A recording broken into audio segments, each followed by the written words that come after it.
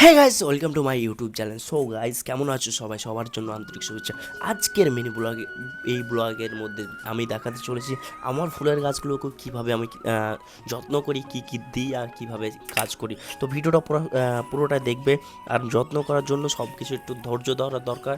মানে যে কোনো ফুলের গাছ যদি লাগাই সেগুলোকে ধৈর্য ধরা। আমার ফুলের গাছের মধ্যে আমার বোন থাকে, আমার স্ত্রী থাকে, তাতে আমি বেশি দেখাশোনা যেগুলো লাগিয়ে দিই, বাকি ওরাই জল টল দেয়।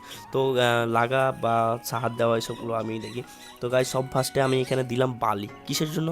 বালি দিলে জলগুলোকে শুষে রাখে, সেই জন্য বালি, মাটি, সাথে ছাই আর ওই যে ভিটামিন বললাম ডিওপি সাহার, সেই সাহারগুলোকে দিয়ে আমি জল দিয়ে দিলাম।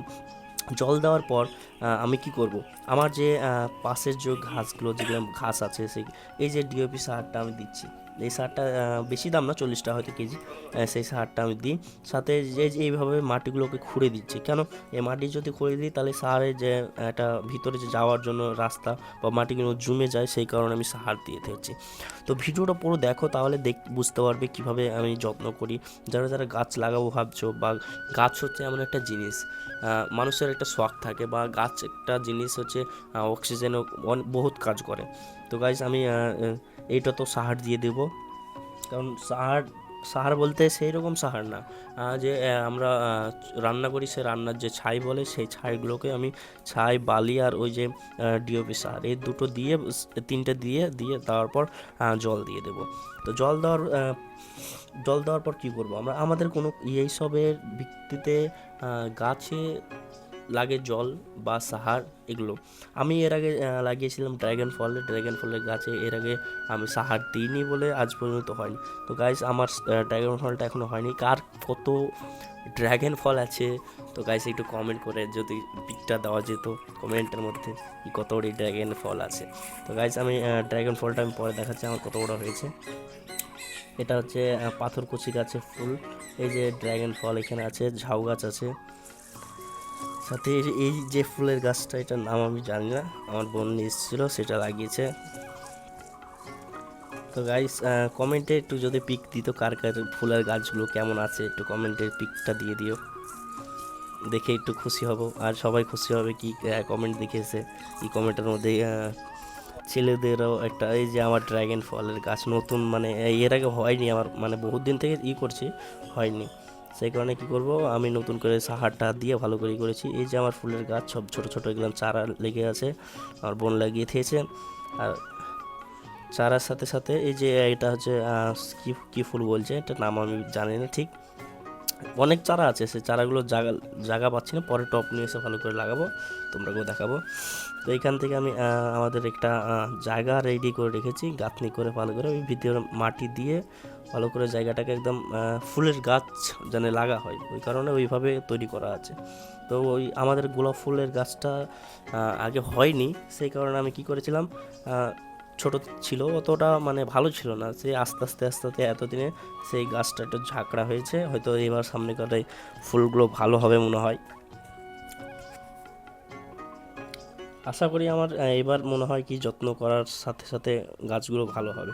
এর আগে আমাদের লতা পাতা বলে একটা গাছ আছে, সেই গাছগুলো অনেক সুন্দর হয়েছিল। সেই গাছ ওই সাইডে, বাম সাইডে পড়ে আছে গাছগুলো, দেখো লতা পাতার গাছ জালে নেটে লাগা আছে, মানে হয়েছিল ভালো।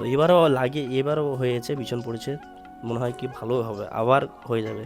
আমরা পরের ভিডিওতে আমি কোনোদিন দেখিয়ে দেবো আমারও এরকম লতা পাতার গাছগুলো কেমন হয়। আর যে সব মানে যেসব গাছগুলো বড় হয়ে গেছে, মানে পুরাতন হয়ে গেছে, তাদেরকে কেটে আবার ছোট ছোট করে রাখছি। কারণ না কাটলে হয়তো জায়গা কম হয়ে যাচ্ছে, সাথে ওগুলো পচে যাচ্ছে, তখন বাদ হয়ে যাচ্ছে। সেই কারণে কেটে কেটে বাদ করে ওটাকে হটিয়ে দিচ্ছি।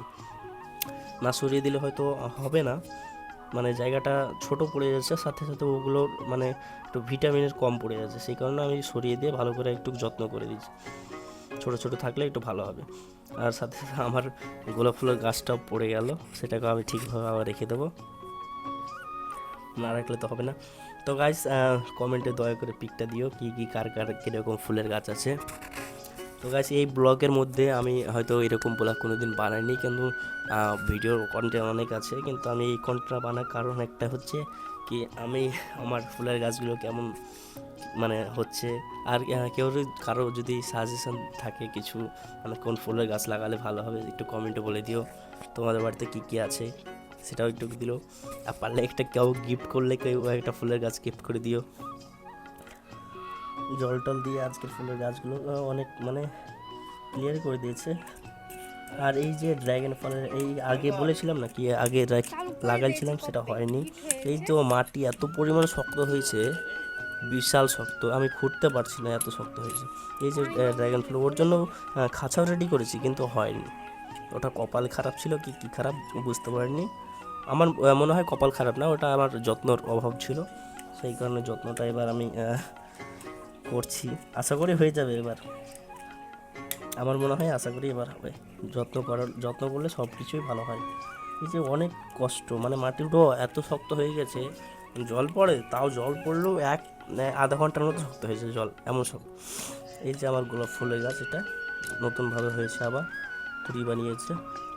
এই যে পুরাতনগুলো ডালগুলো মানে এমনভাবে হয়েছিল একদম মানে চলছিল না ফুলের গাছটা, সেটা এখন এত বড় হয়েছে। আশা করি অনেক আরও হবে। এই ঝাউ গাছ আছে, সাথে তালের গাছের মতন একটা গাছ আছে।